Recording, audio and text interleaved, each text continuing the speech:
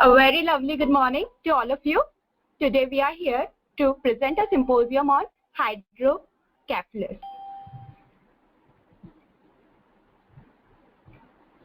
I'm sorry for this. This is what my humor has come down to in this lockdown. So this hydrocephalus is a very life-threatening condition and not a dinosaur like Euoplococephalus. So guys, today we are bringing a case to you. The subject name is Tim and his story is being narrated by his mother Judy. Okay, Tim is now 40. This is Tim. Okay. So this Tim, he looks happy and healthy right now. But this happy looking guy hasn't had a happy infancy. He was born with a spina bifida, which is a congenital birth defect with a lesion between the level of L5 and S1. By 3 weeks, he had developed a life-threatening condition called as hydrocephalus. Okay, so this is the picture of Tim on a recent vacation. As you can see, he wears leg braces and sometimes uses a cane for balance. He has a wheelchair for walking long distances. On this trip, he took a long hike. He made it, but he was very tired at the end. This was told to me by his mother. Okay, so we will see what Tim suffered at 3 weeks that caused him to be disabled. So we will be talking about hydrocephalus, we will be talking about its definition, we will be talking about its causes, we will see how to distinguish it by clinical features, then we will be doing discussing the medical and surgical management. So let's start. So what's basically happening? Hydrocephalus is basically an increase in CSF volume with ventricular enlargement, often presenting symptoms of raised intracranial pressure. To know what's wrong, we need to know what's normal, what happens normally. So we will be discussing the physiology of CSF. At any given point of time in your body, the total CSF volume is 150 ml. Okay, but the production of CSF continues from the walls of ventricles and colloid plexus at about 20 ml per hour. This CSF flows from the lateral ventricle to the foramina of Monro to the third ventricle, then वो जाता है cerebral aqueduct के through fourth ventricle में, जहाँ वो exit कर जाता है to the subarachnoid space via the midline foramina of Megendie and the lateral foramina of Luschka. फिर ये reabsorb हो जाता है arachnoid villi के through along the superior sagittal sinus, जिसकी वजह से जो हमारा 150 ml है वो maintained रहता है volume. इसके लिए एक एनिमेशन है, आप देख सकते हैं CSF का part.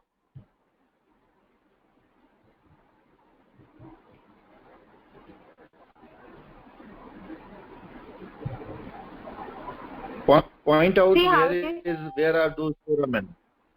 Please point out where are those foramina. What are the structures? Yes, sir.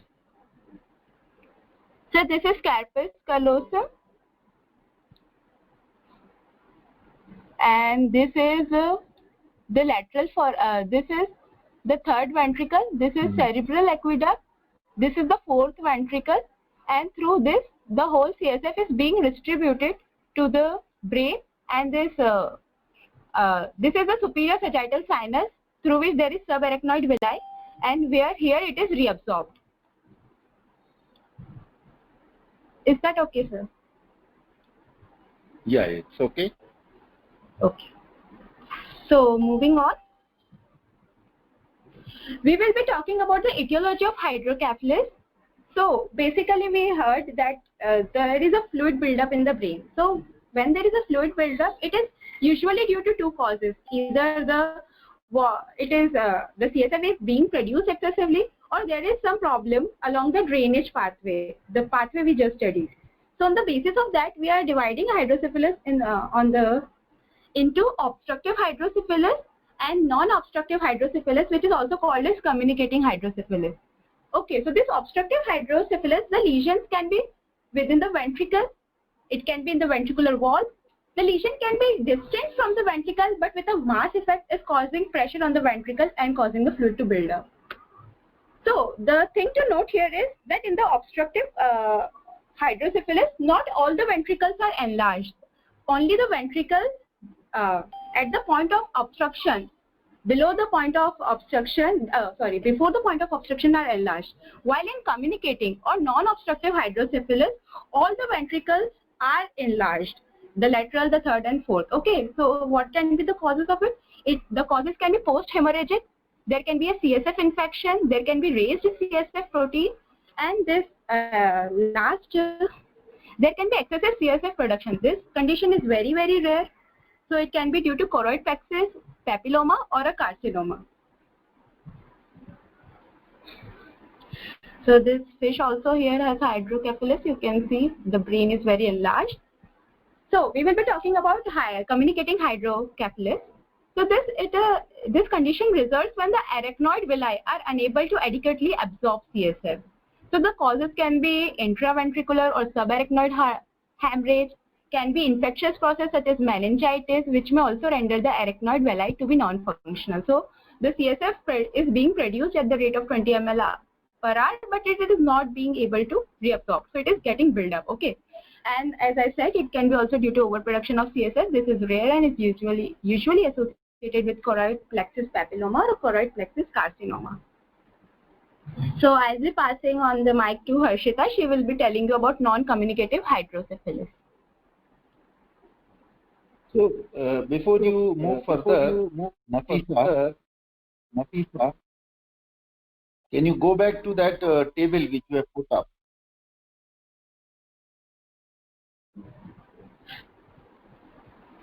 Please go back to your previous table. Yes, sir. Table of etiology. Okay, yes, fine. Sir, yes, sir. We are now, on table of etiology. Can I make a comment here to further define yes, sir, this table? Yes. Yeah, sir. to further define this table, in short, I will summarize what is obstructive hydrocephalus. Obstructive hydrocephalus is a condition where there is obstruction in the pathway of the drainage of the CSF into subarachnoid space. That can be at the level of foramen of Monro. That can be at the level of the aqueduct of Sylvius, or that can be at the level of fourth ventricle outlet, that is foramen of Lashka and Magendie. Now yes, you tell me one thing. Yes, sir. What are the two common causes of obstructive hydrocephalus? Causes, diseases, which cause obstructive hydrocephalus? Sir, 1, 2. Sir, it can be vein of Galen malformation, their congenital causes. These are rare ones. I am talking about common. Okay, sir. Sir, we have this slides next. The lesions can be, sir, Arnold-Chiari malformation and Dandy-Walker malformation. Yes. So it can be aqueductal stenosis. Sir, yes, sir. This is the most common cause. Yes, sir. Aqueductal stenosis is the most common cause of obstructive hydrocephalus, especially occurring in infants and children. Second most common is spina bifida, resulting in Chiari malformation. Third is Dandy-Walker malformation. Now you tell me at what level there is obstruction in aqueductal stenosis. Sir, aqueduct of Sylvius is obstructed. It is being narrow, which connects the third ventricle to the fourth ventricle. Yes, that is not needed. Just tell me answer in one point. Okay, one word. Now, what is the cause of obstruction in? Yeah, okay. Now, what is the cause of obstruction in spina bifida? So the lesion is between L5 and S1. No, but that is a spinal lesion. I am talking about hydrocephalus. What is the level of obstruction in spina bifida resulting into hydrocephalus? Arnold-Chiari malformation.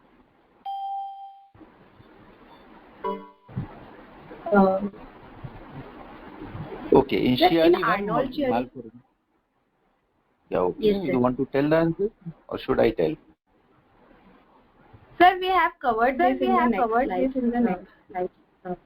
No, but Harshita will okay, you may have covered it, but I want to point it out here because you have put the slide here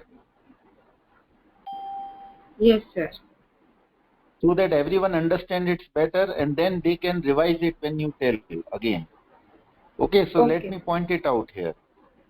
Yes, sir. Yes. So in Arnold-Chiari malformation, Chiari 1 malformation, there is obstruction at the level of aqueduct of Sylvius, while in Chiari 2 malformation, there is obstruction at the level of aqueduct of Sylvius as well as fourth ventricle outlet. Okay? Where is the obstruction in Dandy-Walker syndrome? In Dandy-Walker syndrome, the obstruction is at the level of fourth ventricle outlet only. So this is important to know because the dilatation of the ventricle will let you know where is the obstruction. If there is dilatation of only lateral ventricle, then obstruction is at the level of lateral ventricle foramina, that is foramina of Monro. But that is a very, very rare condition. So it is not in the common condition. I have not included it. But if there is the aqueduct as such cannot dilate, so lateral ventricular dilatation can happen in aqueduct of Sylvius also. But here fourth ventricle will not be dilated.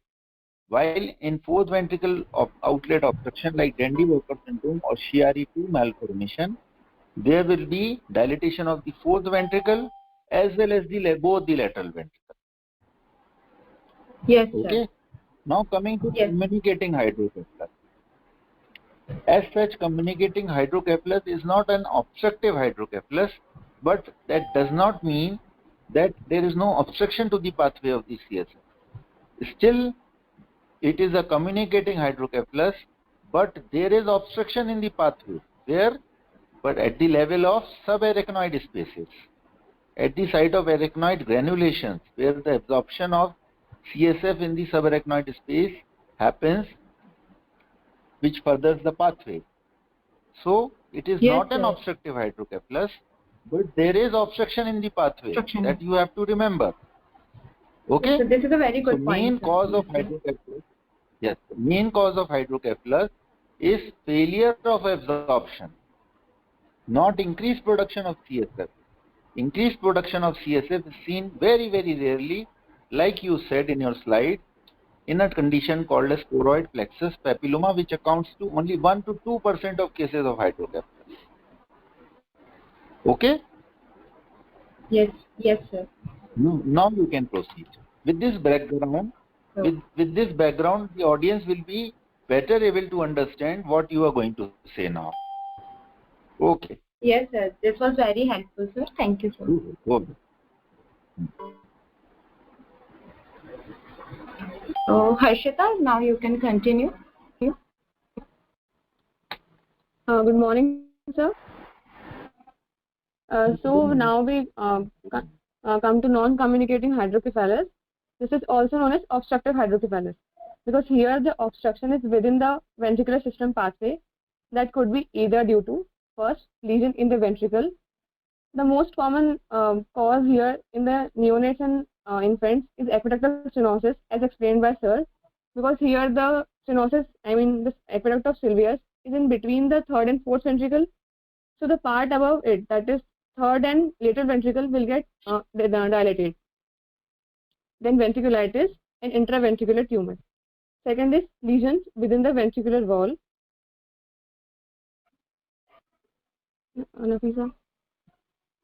Then third is lesions distant from the ventricle but causing mass effect. Here the first is Arnold-Chiari malformation, as beautifully explained by sir. There are two types. That is, first is Arnold-Chiari malformation type 1, where the obstruction is in the aqueduct of Sylvius. Then in second is Arnold-Chiari malformation type 2, where the obstruction is in the aqueduct of Sylvius and the fourth ventricular outlet.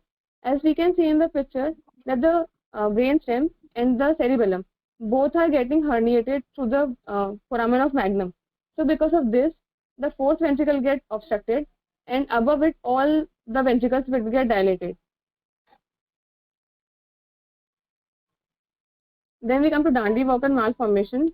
Here the obstruction is in the fourth ventricular outlet, and also the cerebellar vermis, which connects both the cerebellar hemispheres, are maldeveloped, or there is no formation of that. So the fourth ventricle, the CSF that produced there, it go and form a cyst there. Then posterior fossa tumors like medulloblastoma, ependymoma, etc.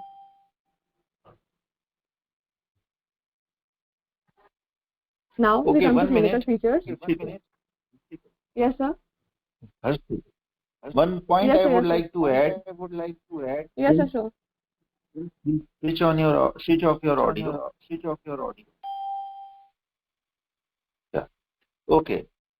In Chiari malformation, apart from the mass effect happening because of herniation of cerebellar tonsils, resulting into fourth ventricle outlet obstruction, there are about 30 to 40% of cases which are associated with aqueductal stenosis. That means spina bifida resulting into Chiari malformation, resulting into herniation, have an association of aqueductal stenosis in 30 to 40% of cases. That is why hydrocephalus in Arnold Chiari malformation may be due to aqueductal stenosis or may be due to fourth ventricle outlet obstruction. Okay, now go ahead. Okay, thank you, sir. Then we come to clinical features. Yes, first is in infantile hydrocephalus. There is difficulty in delivery of large head. There is craniofacial disproportion, as we can see in the image. Increase in head circumference more than 2 cm per month. Scalp is thin, shiny, and prominent veins because the head is enlarged, so the scalp gets stretched. Fontanelles, these are bulging and tense, especially on crying because the pressure gets increased there. Sutures are open and the child is excessive irritable. McEwen sign, there is cracked pot sound on percussion over dilated ventricles due to high pressure over there. Mental retardation because the ventricles are enlarged, so they compress the brain parenchyma surrounding them. Then delayed milestones. Sunset sign, there is upward gaze paresis, results in eyes appearing driven downwards, as we can see in the image in the last slide. Here we can see the eyeball has moved downwards, so we can see the upper sclera very clearly.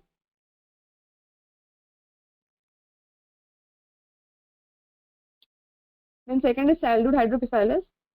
So by this time the fontanelles have been closed, so the skull cannot expand to accommodate the high buildup of CSF. So we get features of increased ICP, that is headache, nausea, and vomiting. We get headache on awakening with improvement following MSH or sitting up, because on MSH or sitting up the pressure reduces. Papilledema, that is swelling of optic disc, strabismus, and extrapyramidal tract signs such as ataxia. Bradycardia, systemic hypertension, altered respiration due to distortion of brainstem. So I have further a moving question. Yes, sir. Audio. Yeah. Okay. What is the reason of sunset sign? Why does it happen?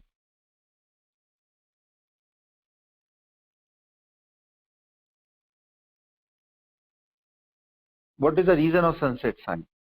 Why does it happen?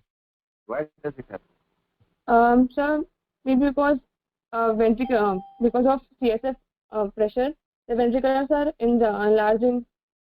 तो वो जो nerve है oculomotor nerve उस पे pressure cause कर रहे हैं, तो जो हमारी मसल है वो पैरालाइज हो जाती है. ठीक है, अगर ऐसा है तो फिर चाइल्डहुड हाइड्रोकेफलस में भी सनसेट साइन मिलना चाहिए, बट उसमें नहीं मिलता. उसमें भी तो अपर गेज पाल्सी हो सकती है ना, बट स्टिल उसमें आपको सनसेट साइन नहीं मिलता. Sunset sign is very peculiar of infantile hydrocephalus because the sunset sign is because of two reasons. One is upper gaze palsy, but more important factor which is responsible for sunset sign is severely enlarged ventricle compressing the orbital plate downwards. That results in downward rolling of the eyeball, resulting into visible upper sclera. Okay, and as this is happening in utero, this phenomena has started happening in utero or in early neonatal or infantile period, where the bones are soft, bones are not so hard. So there is depression of the orbital plate resulting into this sign. While in a child that is more than 1 year, bones are already hard, fused, sutures are fused. So this phenomena does not happen. That is why in bigger children you get more features suggestive of intracranial hypertension, like you said, emesis, headache, loss of consciousness, which you don't get in infantile hydrocephalus because there is a tremendous capacity of the skull to enlarge and fontanelles are open. Okay? Okay, thank you, Go sir. ahead. Go ahead. Now we come to normal pressure hydrocephalus. In this, there is accumulation of CSF resulting in enlargement of ventricles with little or no rise in CSF, ICP. So I have a question here. Yeah, please. Sir, the ventricles are enlarged due to high CSF. So then why the pressure is normal here, intracranial pressure?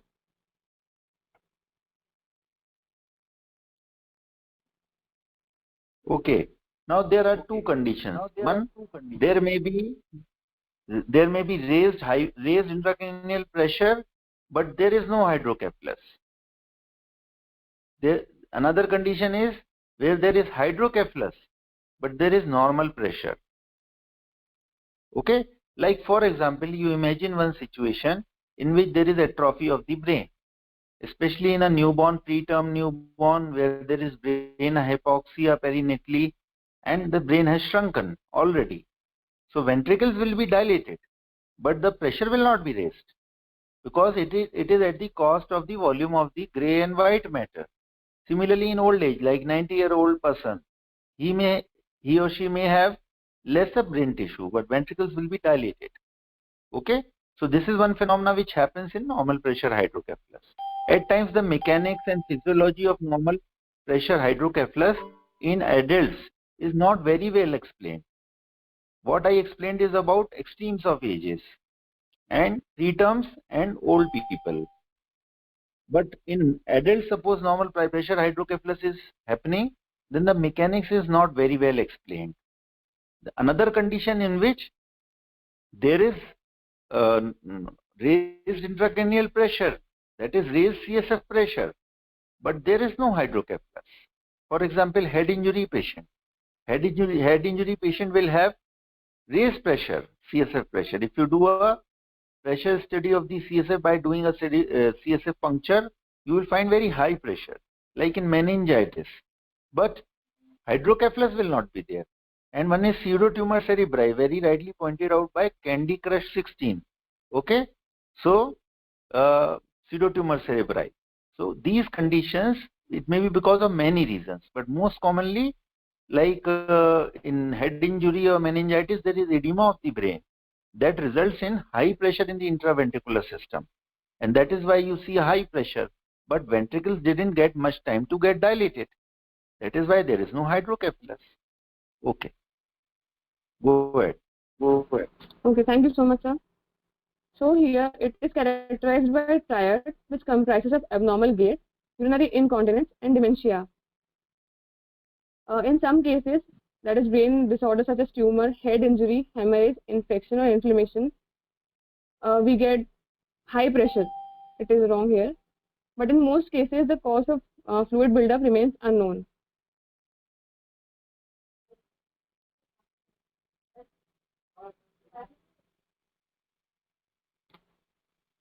Okay, so next. Our second entity is idiopathic intracranial hypertension. Here, as the name implies, idiopathic means the cause is not yet defined. It is also known as pseudotumor cerebri because the symptoms of this entity resembles the symptoms of tumor. Then also known as benign intracranial hypertension. Here, there is impaired CSF resorption, which may reflect raised venous pressure either as a result of sinus thrombosis or secondary to raised intra-abdominal pressure. It mainly occurs in young and obese females. Describes as headache typically of increased pressure and visual deterioration. Examination reveals papilledema and occasionally cranial nerve palsies. Then we come to diagnosis. First is the clinical features, as we have seen before. Then ultrasonography. As is seen in this image, there are two hypoechoic areas, as pointed out by Nafisa. This black one, these are lateral ventricles. Below it is the third ventricle. This one, this is the third ventricle. These enlarged ventricles are seen. Then we come to CT scan. Here the outermost boundary, white one, is the skull. उसके अंदर black वाली जो है, that is CSF. Then grayish one is our brain parenchyma. Then we get one white structure, that is pineal tumor, which is causing obstruction over ventricles, causing them to dilate. So okay, now looking into this CT scan, what is the level of obstruction here? In ultrasound film, there is dilatation of lateral ventricle and third ventricle. Yes, sir. So that is suggestive of aqueductal stent. Yes, sir. And fourth ventricle is not dilated. Okay. Yes, While in sir. CT picture, you see dilatation of lateral ventricle. So that tumor, pineal tumor is probably Monroe. the inlet of the third ventricle. Yes, sir. Okay. Okay. Yes, sir. Okay, thank you, sir.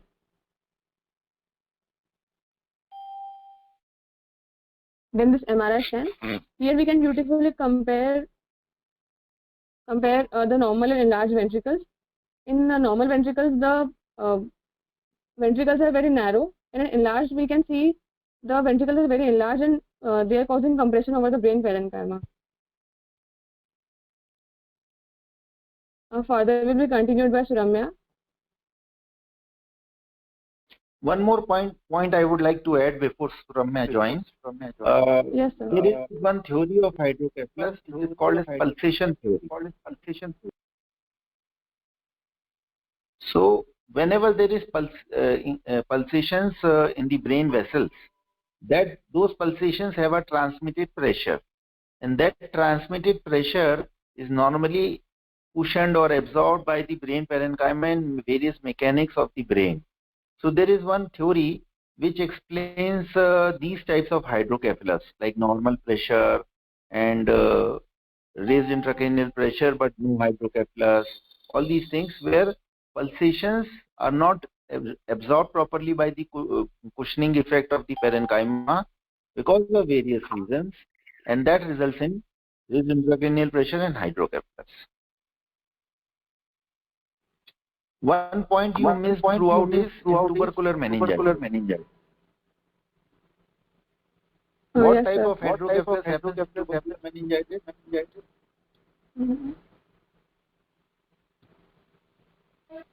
Sir, obstructive. Harshita, batao. Yes, sir, obstructive.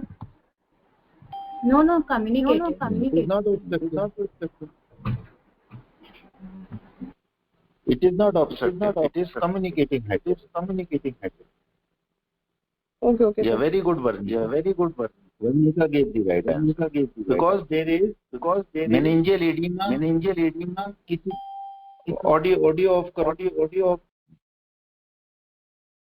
Because there is meningeal edema, meningeal fibrosis, failure of absorption in the subarachnoid granule. Yes, arachnoid fibrosis. Varnika ji वाला topic अच्छे से पढ़ के आई. Arachnoid fibrosis that results in failure of absorption from the subarachnoid granulations that results in hydrocephalus. So, how does it imply in our treatment?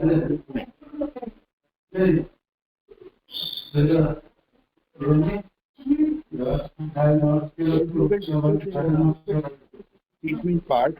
There are two ways of treating hydrocephalus: endoscopic treatment and shunt surgery. Endoscopic treatment will not be possible in tubercular meningitis because in endoscopic ventriculostomy we communicate the third ventricle with the subarachnoid space directly. It's a bypass. Okay, so as there is obstruction in tubercular meningitis distal to that subarachnoid space at the level of the surface of the brain where there is absorption from the subarachnoid granulations. So in tubercular meningitis, endoscopic ventriculostomy will not work, while in obstructive hydrocephalus like fourth ventricle obstruction or aqueductal stenosis, your ETV will work nicely. This is practical aspect of the etiology. Okay, go ahead. Okay, thank you, sir. Good morning, sir. So we'll be heading towards the treatment of hydrocephalus. तो अभी तक hydrocephalus में जो basic pathology है वो यही है कि या तो सीएसएफ का प्रोडक्शन बढ़ रहा है, या तो उसके फ्लो में कहीं ऑब्स्ट्रक्शन है, या फिर जो एब्जॉर्प्शन हो रहा है एरेक्नॉइड विलाई से वो कम हो पा रहा है. So definitely the aim of treatment would be either to decrease the CSF production or to directly remove the cause of obstruction or divert the CSF to another viscous for the sake of resorption. Next slide, please.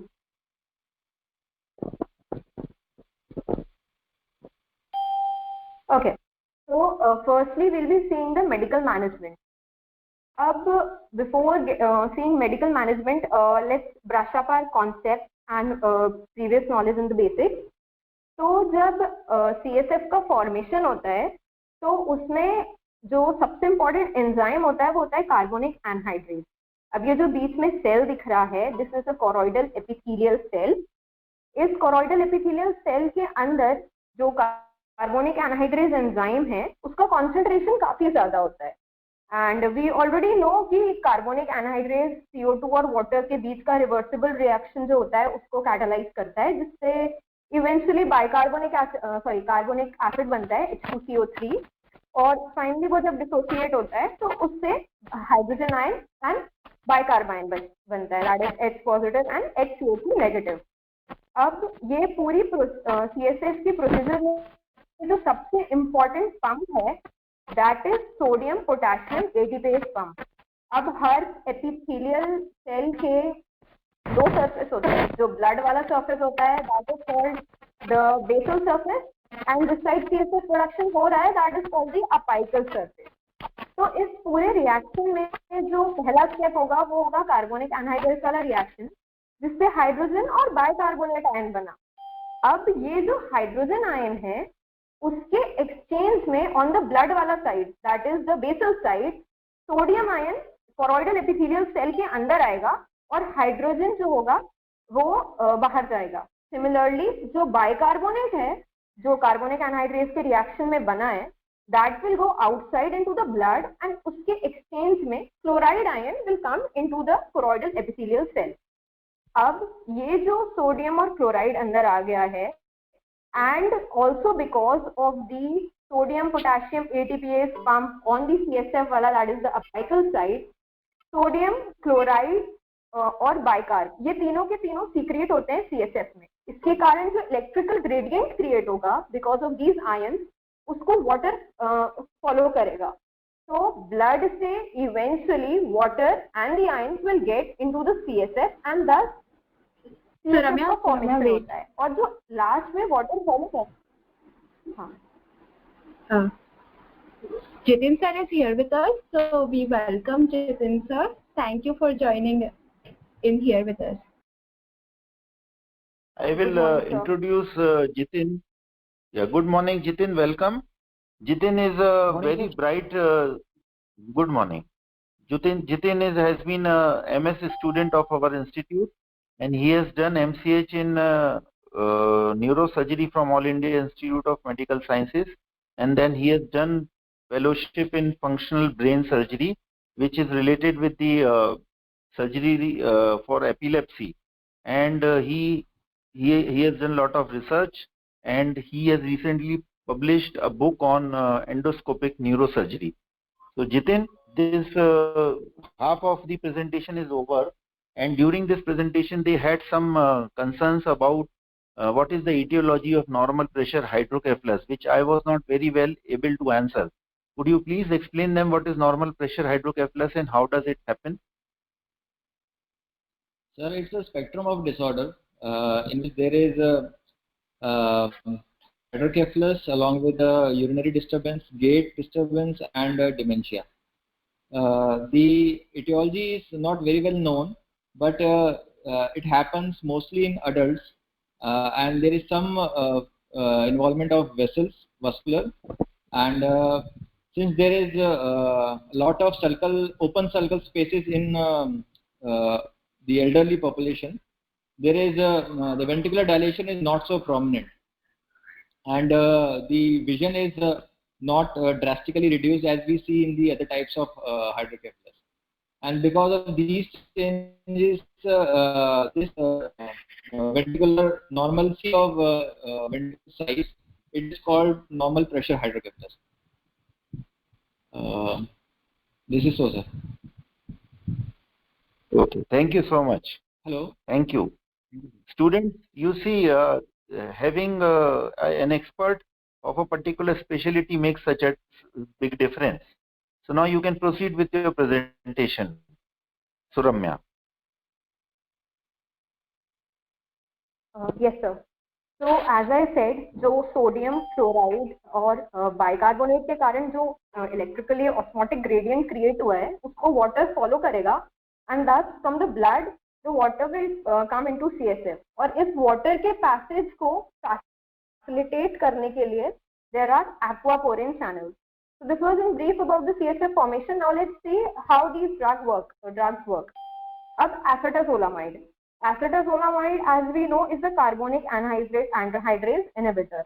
तो जब carbonic anhydrase inhibit हो जाएगा तो ना ही उस reaction से hydrogen ion बनेगा, ना ही उससे बाइकार्बोनेट आयन बनेगा, ना उनके एक्सचेंज में अंदर बेसल साइड से सोडियम और क्लोराइड आएंगे, ना ही इवेंचुअली वो सीक्रेट होके from the apical surface CSF का फॉर्मेशन होगा. So acetazolamide is known to reduce the CSF production by about 50%. Up next is furosemide. As we know from our pharmacology knowledge, that is the loop diuretic and acts on the sodium potassium 2 chloride pump. अब brain में भी वो sodium potassium 2 chloride pump पे ही act करता है और इसकी जो क्लोराइड बाइंडिंग साइट है उससे जाके compete करता है. तो क्लोरीन बाइंड नहीं हो पाएगा, so chlorine will not be able to come into CSF. Again, we are blocking the process of formation of CSF and thus decreasing the production of CSF. Isosorbide and glycerol, both these are osmotic agents. मतलब ये जब brain का जो blood है उसमें जाएंगे so they will increase the osmolarity of the blood. So what eventually happens कि water will follow the osmotic gradient.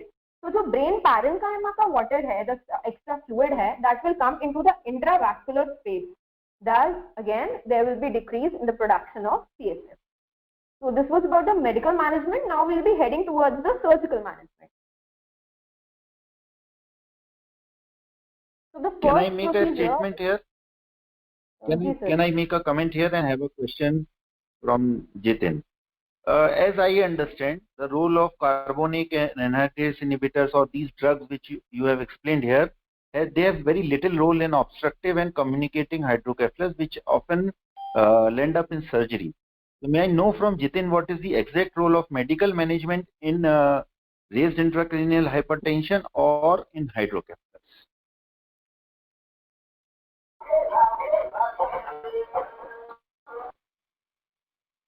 Jitin, are you there?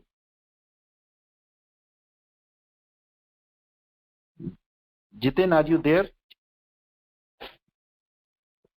Okay, his internet connection is weak. Once he comes back, we will ask this question again to him. You can move ahead. Move ahead. Go ahead.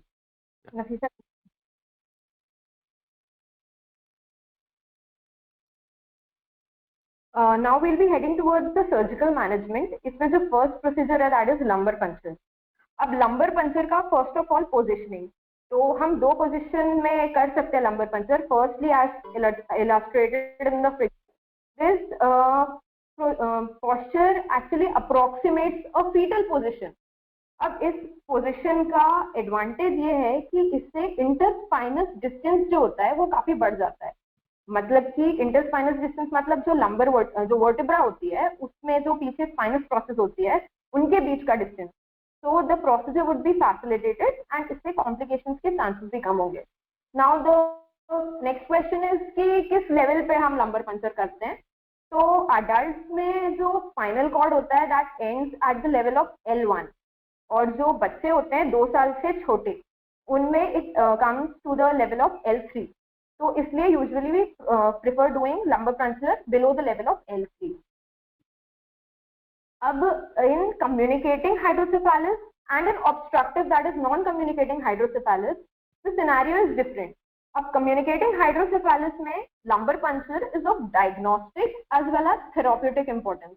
अब diagnostic इसलिए because the time like the moment we'll puncture the subarachnoid space in the lumbar vertebra, तो वहां पर हम एक simple manometer लगा के जो ओपनिंग प्रेशर होगा CSF का उसको मेजर कर सकते हैं। So first of all, we'll get an idea about this intracranial pressure. Secondly, therapeutic importance इसलिए क्योंकि 10 to 30 ml of अगर CSF हमने drain कर दिया, so that can provide temporarily relief in the hydrocephalus. So therefore, communicating hydrocephalus में lumbar puncture is of importance and that too of diagnostic as well as therapeutic. अब आता है non communicating hydrocephalus that is obstructive hydrocephalus. अब in obstructive hydrocephalus lumbar puncture is avoided because it carries a risk of coning. Now coning is shown in the figure below. Coning is what कि अगर obstruction है CSF के पास में कहीं पे भी और हमने लंबर पंचर कर दिया, तो जिस पॉइंट पे हमने लंबर पंचर किया है वहां से ऑब्स्ट्रक्शन तक के पॉइंट से सीएसएफ ड्रेन हो जाएगा। मतलब ऑब्स्ट्रक्शन के नीचे वाला सीएसएफ विल ड्रेन एंड उस पार्ट में the pressure would be release, तो वहां पे प्रेशर कम हो गया। वाइल ऑब्स्ट्रक्शन के ऊपर वाला जो पार्ट है वहां पे still the pressure will be high. तो due to this differential pressure change foramen magnum से ब्रेन स्टेम और सेरिबेलर का जो कंटेंट है सेरिबेलम में they can herniate and this particular herniation of the cerebellar peduncle and the brainstem due to differential pressure changes is known as coning. Very good, Ramya. I appreciate your clarity of thought and the way you have understood the subject and explained to everyone. Now I will repeat my question to Dr. Jitin Bajaj. What is the indication of medical therapy in hydrocephalus, which is supposed to be primarily a surgical problem and needs a surgical treatment, or in a case of intracranial hypertension? Jitin. Sir, medical therapy may be indicated in early hydrocephalus, mild, when the vision is not getting involved, or in other ways, in technical terms, we can say when there is no papilledema. For those cases, we can go for medical management. Second, when we are expecting the definite management of the neurological disease. For example, if the hydrocephalus is because of a tumor and we are going to operate a tumor in a few days, for the initial few days, we can go for medical management of the hydrocephalus and to buy the time. These are the indications. Thank you very much. You feel free to give comment, stop them and give your comment, Jitin, whenever you want. Okay? Sure, sir. Go ahead, Surya. Okay, so next procedure is external ventricular drain. अब as the name suggests, external मतलब हम CSF में एक drain, हम ventricle में एक drain डालेंगे, that is एक tube डालेंगे और वहां जो भी excess CSF होगा उसको body के बाहर drain करेंगे, that is why it is known as external ventricular drain. Now it is an effective temporary measure. Now temporary measure क्यों? क्योंकि ये सिर्फ कुछ टाइम के लिए रिलीफ प्रोवाइड कर सकता है, हम पूरा टाइम पेशेंट को एक ड्रेन डाल के नहीं रख सकते। तो for the purpose of permanent cure हम शंट डालते हैं, that will be seeing in the subsequent slide. Next it is most commonly inserted to the right of mid line. Now why right and why not left? तो as we know 90% of us are right handers, ठीक है। अब जो descending tract होते हैं, मतलब motor tract होते हैं, corticospinal tract, corticobulbar tract. We know they cross to the contralateral side level at the level of lower medulla. जो corticospinal tract होता है वो opposite side पे cross कर जाता है, and 80% of the fibers cross and they control the contralateral side. तो अब अगर हम राइट हैंडर हैं 90% ऑफ अस, तो हमारा लेफ्ट ब्रेन डोमिनेंट है, और सिंस लेफ्ट ब्रेन डोमिनेंट है तो जो भी हमारे इंपॉर्टेंट लैंग्वेज एरियाज हैं, mainly the Wernicke's area, the Broca's area, वो लेफ्ट हेमिस्फीयर में प्रेजेंट होते हैं.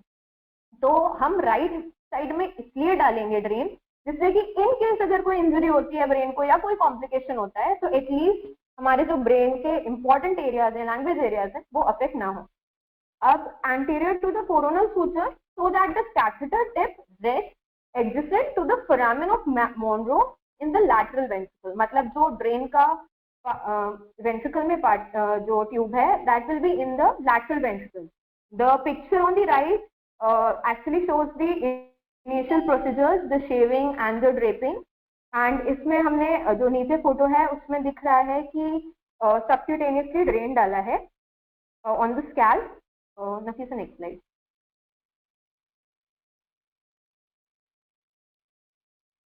Now the catheter is connected to drain set such that CSF drains when the ventricle pressure exceeds a threshold typically set at 10 to 20 mm Hg. Now for example एक patient है जिसका CSF pressure the neurosurgeon wants to keep it at around 15 mm Hg for example. तो हम जो इस photograph में देख रहे हैं, जो ऑरेंज वाला स्केल है that is the pressure scale, और जो व्हाइट वाला कलेक्शन चेम्बर है उसमें जो एक्सेसिव सीएसएफ है वो जाके ड्रेन होगा, और जो नीचे ब्लू कलर का ड्रेनेज बैग है सीएसएफ का उसमें जाके इवेंचुअली वो ड्रेन हो जाएगा.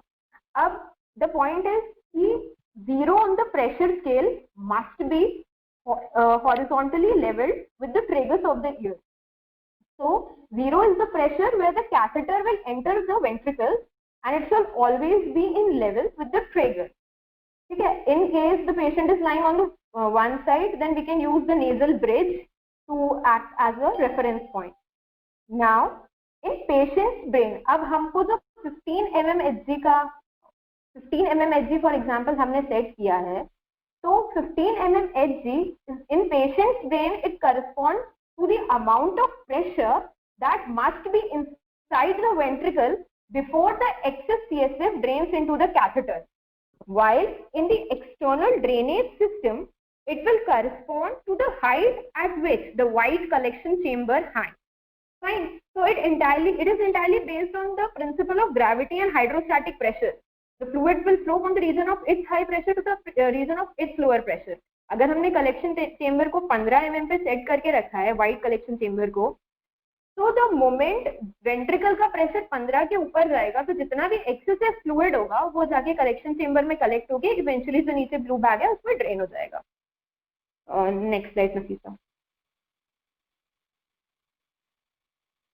Now heading towards the complication of external ventricular drain. First of all, definitely we are introducing a foreign body, so infection के chances रहते हैं अगर प्रोसीजर में कहीं पे भी सेप्टिक प्रिकॉशंस ठीक से नहीं लिए गए हैं, या वैसे भी because we are introducing a foreign body. Mechanical मतलब ये है कि अभी एज वी सॉ कि हम इसको लैटरल वेंट्रिकल या थर्ड वेंट्रिकल में डालते हैं, बट इन केस अगर वो मिसप्लेस हो गई तो that can cause mechanical complication.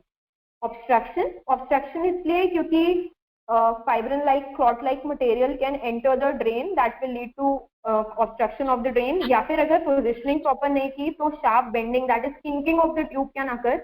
So it is important कि हम regularly time to time as per the need drain को flush करें. Migration is that कि अगर हमारा जो tube है जो ventricle में है वो किसी और जगह पे जाके डिसलॉज हो गया, it is not in the ventricles but somewhere else, so that is called migration of the drain. And lastly the neurological complications मतलब ये कि थर्ड वेंट्रिकल की जगह अगर वो ड्रेन हमारा फोर्थ वेंट्रिकल में चला गया so that can cause deep coma to the patient. It can affect the brain and cause neurological complications. So this was all about EVD. Nextly we'll be seeing the shunt procedure. What is shunt? Shunt is basically a surgically connected, मतलब I want to surgically add made something. anastomosis. Yes, sir. One important complication of EVD placement is malplacement.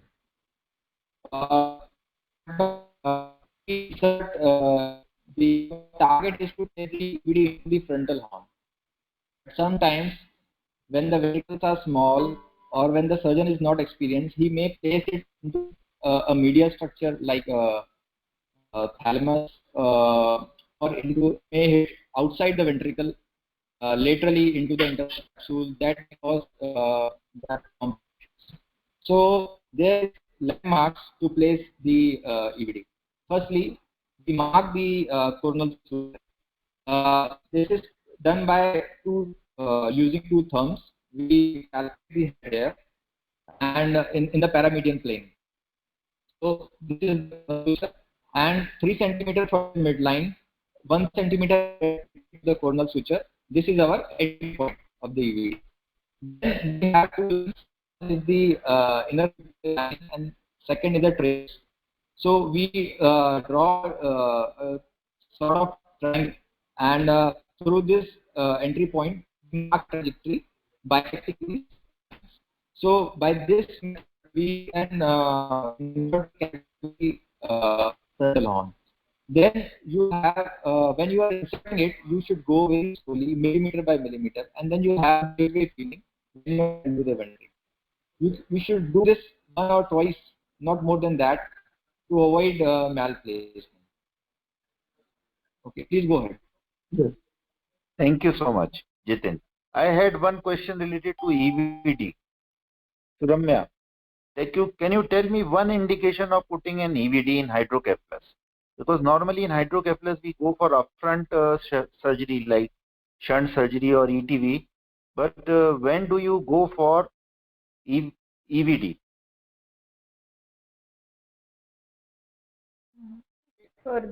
Just for temporary relief, like The temporary, that's okay, but when? What complication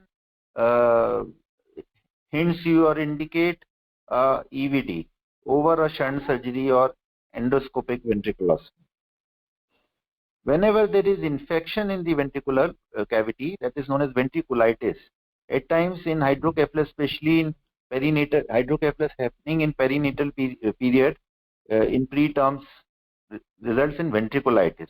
Or at times in hydrocephalus where shunt surgery is already done, but shunt has got infected and that has resulted into a ventriculitis. There, if you put shunt or do ETV, they are bound to get blocked. So as a temporizing measure to clear that infection, you put a EVD, and once CSF is clear, infection is resolved, treated, and then you go for the definitive surgery. Okay, go ahead. thank you. So another indication he has shown in the figure itself when there is intraventricular hemorrhage. So in this case Hemorrhage, also yes, it will not work. Yeah, in hemorrhage also it is not going to work. Thank you, Jitin. Yeah, please. Okay. Go ahead. So the third surgical procedure is shunt. Shunts are the most commonly used procedures, and it is basically a surgical anastomosis that is created to redirect the fluid for resorption into some other viscous. So the first and foremost is the ventriculoperitoneal shunt. ये सबसे commonly used shunt है, and इसमें the proximal end जो रहेगा वो ventricle में रहेगा, and the distal end will be in the peritoneum. The shunt is actually subcutaneously put, and then it eventually drains the excessive CSF into the peritoneal cavity. Second is ventriculoatrial shunt. Ventriculoatrial shunt जो होता है उसका proximal end ventricles में रहेगा और distal end जो रहेगा वो right atrium में रहेगा. Now this has lesser acceptance क्योंकि अगर हम एक foreign body या जो shunt है वो डाल रहे हैं atrium में, तो there are chances it can even disturb the heart rhythm. तो उससे arrhythmia होने के chances रहते हैं. Next is ventriculopleural shunt. Nafisa, next slide please. As shown in the figure, ventriculopleural shunt जो होता है उसका proximal end तो ventricle में होगा, उसका जो distal end होता है वो pleural cavity में होता है, मतलब कि visceral और parietal pleura के बीच में. and this is inserted between the rib 6 and the rib 7. Or first of all, we'll need to put incision in the जो intercostal muscles हैं उसमें, और उनके थ्रू हम पैराइटल फ्लोरा में इंसिजन लगा के विसरल फ्लोरा और पैराइटल फ्लोरा के बीच में जो फ्लोरल स्पेस है उसमें हम शंट डालेंगे. एंड इसके भी एक्सेप्टेंस इसका भी काफी कम है क्योंकि it has chances of floral fusion and even pneumothorax. So atrial and the pleural shunt are relatively less accepted. Lastly is the lumbar peritoneal shunt. Lumbar peritoneal shunt जो lumbar spine का subarachnoid space होता है उससे excessive fluid को it drains into the peritoneal cavity. Next slide please. अब ये बताओ कि आपने 4 टाइप के शंट बताए, VP शंट, वेंट्रिकुलोएट्रियल शंट, वेंट्रिकुलोप्लूरल शंट और लंबोपेरिटोनियल शंट. इसमें से नंबर 1, 2, 3 ये आप दोनों प्रकार के हाइड्रोकेफलस में कर सकते हो. कम्युनिकेटिंग में भी कर सकते हो और ऑब्स्ट्रक्टिव में भी कर सकते हो. लंबोपेरिटोनियल शंट कब किया जाता है? सर इसको भी हम ऑब्स्ट्रक्टिव में नहीं करेंगे. I think again because of the reason of coning. Exactly. तो ये TBM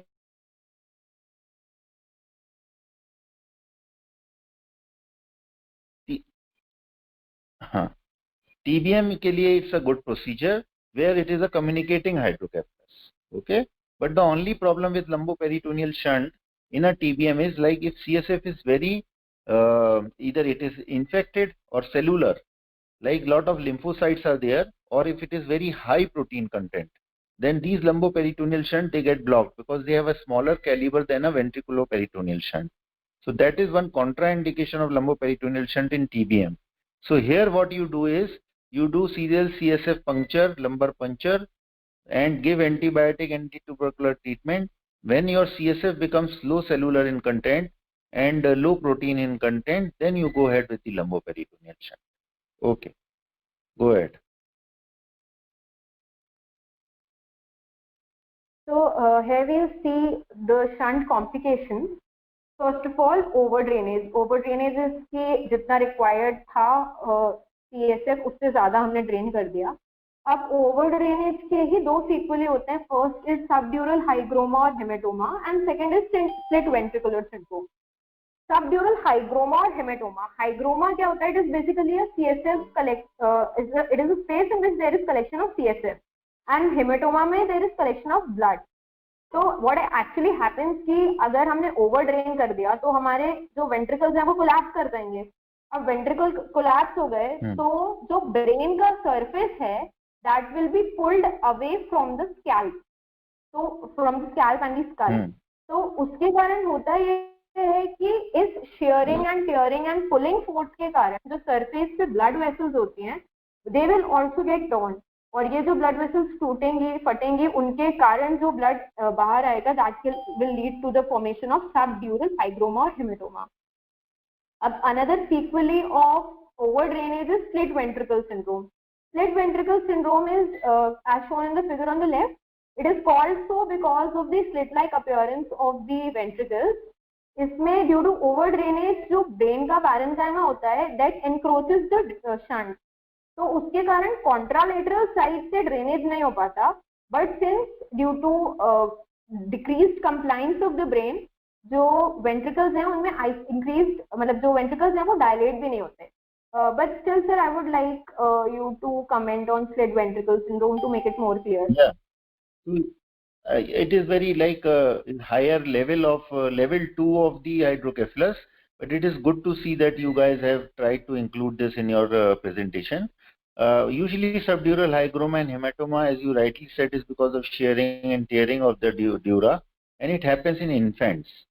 Okay, so slit ventricle syndrome usually doesn't happen in infants. In bigger children where there is a fusion of the skull sutures and the skull is a closed cavity, and there the slit ventricle syndrome happens, and you have explained the reason very correctly. Okay, and that presents with like headache. So shunt will be functioning on CT scan, MRI, ventricles will not be dilated, but still patient will have severe headache, and that is the reason of the reason is the slit ventricle syndrome. Okay. Okay. Thank you so much, sir. Now, fourth complication is disconnection. Disconnection as shown on the figure on the right कि या तो proximal end से, that is ventricular end से, या फिर जो distal end है, maybe peritoneal, pleural, whatever. So उस दोनों में से किसी एक end से the shunt can get disconnected. The figure shows the disconnected shunt from the disconnected ventriculoperitoneal shunt. Sorry. Now, infection, definitely we are introducing a foreign body, so it has chances of infection. And the most common organism which causes infections in shunts is staph epidermidis. So there are chances of infection as well. Now, blockade. Blockade दोनों ends पे हो सकता है. It can be either at the ventricular end, that is proximal end, or the distal end, that is the peritoneal end, for example.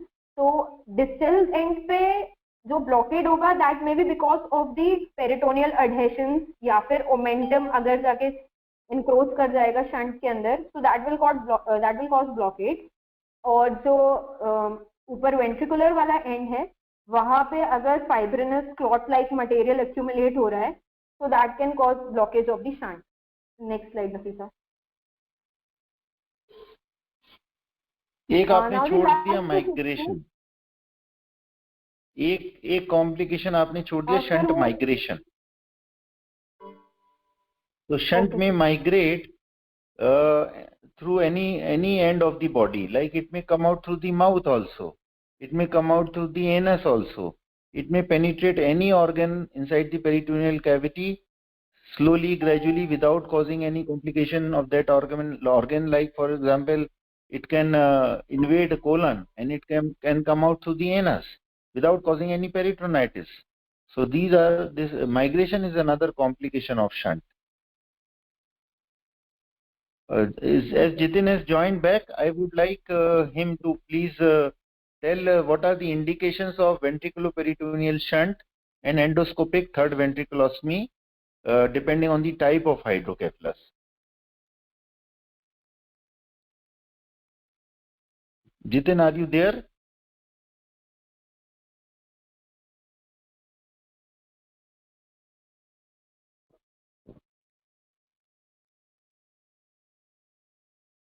Okay, go ahead. When he joins, he will reply this question. Okay, go ahead. Okay. So the last surgical procedure is endoscopic third ventriculostomy. Now, the first question arises, कि third ventriculostomy क्यों?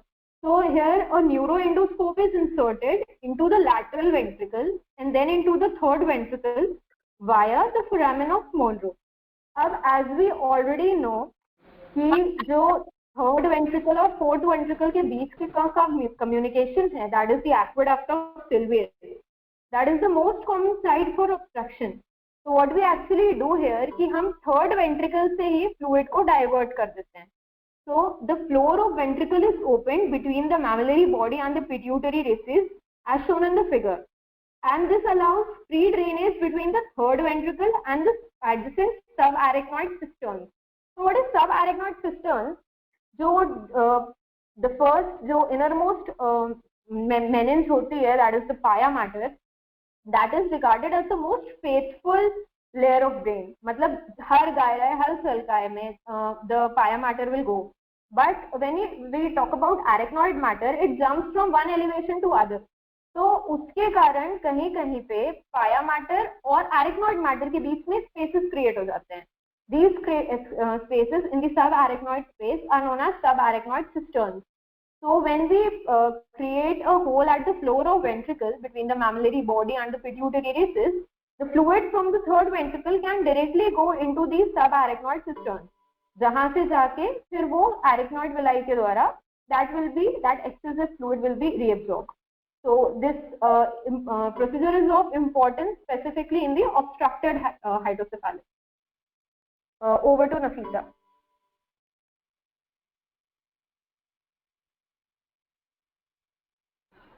Okay. We said about any brain disease that the best thing about hydrocephalus is that every day is different. And the worst thing about hydrocephalus is every day is different. So we will see how it is different by continuing Tim's story.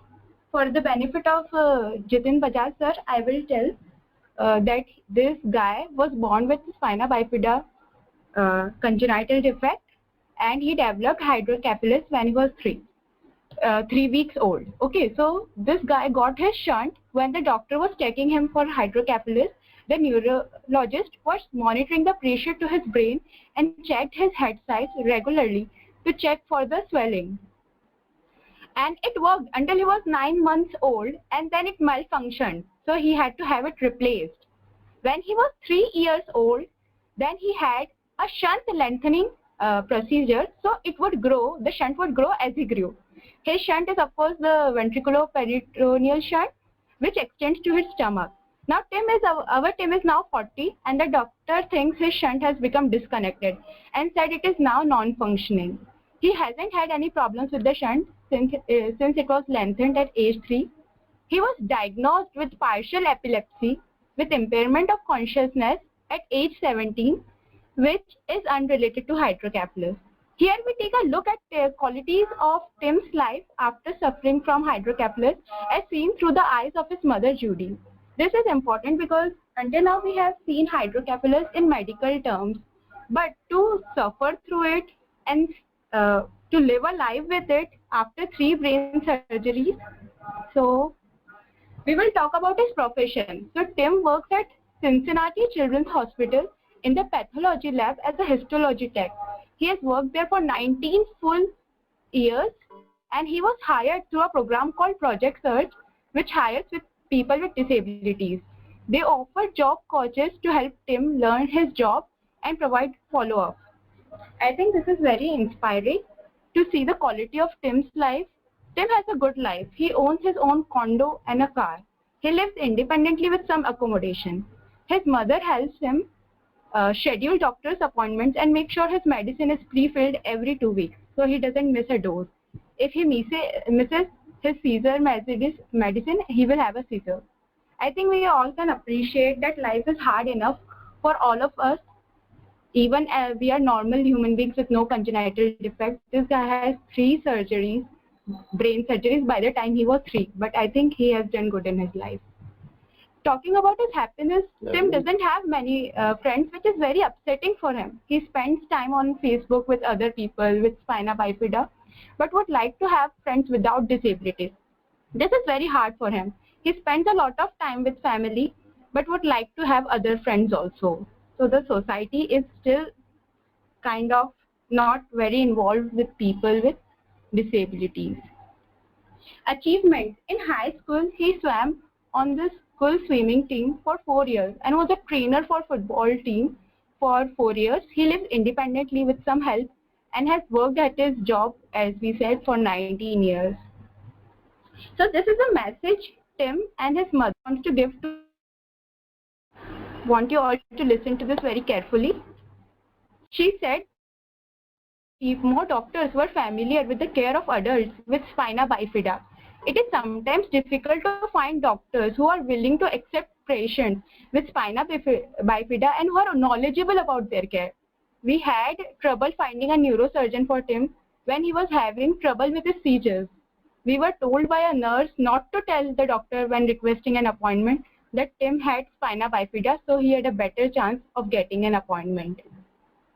So there are not many good doctors who are knowledgeable about this care. I hope some people from our batch do grow up to be good neurosurgeons. And I want to tell you about some statistics like how prevalent hydrocephalus is in the society. So September is Hydrocephalus Awareness Month. 1 out of every 770 babies will develop hydrocephalus, making it as common as Down syndrome. And it is the most common reason for brain surgery in children. A recent study estimates that 700,000 older Americans may be living with normal pressure hydrocephalus. This disorder often goes undiagnosed and untreated, with an estimate that up to 80% of cases remain unrecognized. Because this happens because this disease, normal pressure hydrocephalus, it mimics dementia. So it often goes undiagnosed and untreated. So this infographic states the same thing, that hydrocephalus is not as common as it is not being researched upon that much. See, the primary treatment uses a device developed 50 years ago that has one of the highest failure rate of any surgical treatment. So 50 साल में कुछ हमारे पास इसके लिए कुछ नया cure नहीं है, better क्योर नहीं है. Every 15 minutes, someone in the US has brain surgery related to hydrocephalus. It is very common. So I hope that somebody of us, among us, will go and develop a good, better cure for it. Okay, so Very now, nice. Before you go into the quiz time, one comment and one question. Comment is Yes, this disease doesn't require only surgical skills. This requires a lot of patience and compassion, because they are long-standing problems. As you said, Tim had to face so much agony in getting an appointment, because surgeons usually they are afraid, or they don't like much treating this condition. So we have to be passionate about this, and we have to be compassionate also with the patient, so that we can offer good quality care. My question was, throughout the presentation we have not discussed about antenatal diagnosis of hydrocephalus. Nowadays we detect this hydrocephalus antenatally. Now, is Jitin available online? Jitin, are you available? Yes, sir. Okay. Now, I Yes, will sir. pass on this question to you. Kindly please highlight what is the algorithm for management of antenatal hydrocephalus. Like, which case you would like to advise termination, how will you prognosticate your patient, and which case you would like to continue and offer treatment. Sir, I don't know any present indication to terminate the pregnancy because of hydrocephalus antenatally. Right now, you may be aware, sir, you are an expert in this, that many people are doing antenatal treatment of spina bifida and hydrocephalus. And then these, importantly, both the things, spina bifida and hydrocephalus are benign diseases, and to a good extent. Of course, there are cases when there is complete cord involvement or complete roots involvement, leading to both bowel and bladder and paraplegia. But in most of the cases, if the disease is diagnosed early, the treatment can be done of both the things, spina bifida and hydrocephalus, leading to average outcomes. I mean, the quality of life can be given the patient with the proper rehabilitation. So there should not be a sense of doom if we have a diagnosis of this. We should treat them by compassion and treat them with full care. Thank you, Jitin.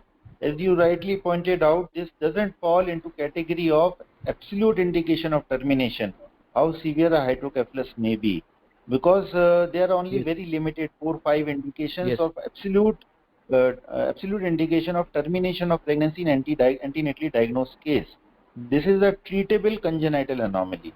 Only problem with hydrocephalus is perseverance of the patient and parents, and perseverance of the surgeon. So that is why, if parents are very highly motivated, or if they are not motivated, you need a counseling team to motivate them to face this agony and come out of it. Now, secondly, you also spoke one word about antenatal treatment. For my undergraduate students, I would like to just give one information. Nowadays, antenatal surgery is being done, and ventriculoamniotic shunt in utero, that is when the baby is inside the womb, that we call as unborn patient. In the unborn patient, you do fetal surgery in the form of endoscope, that is called as petendoscopic surgery.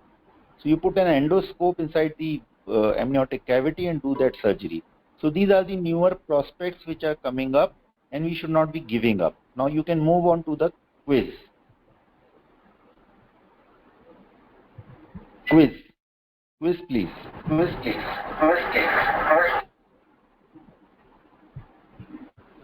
oh, okay, so now we move on to the quiz.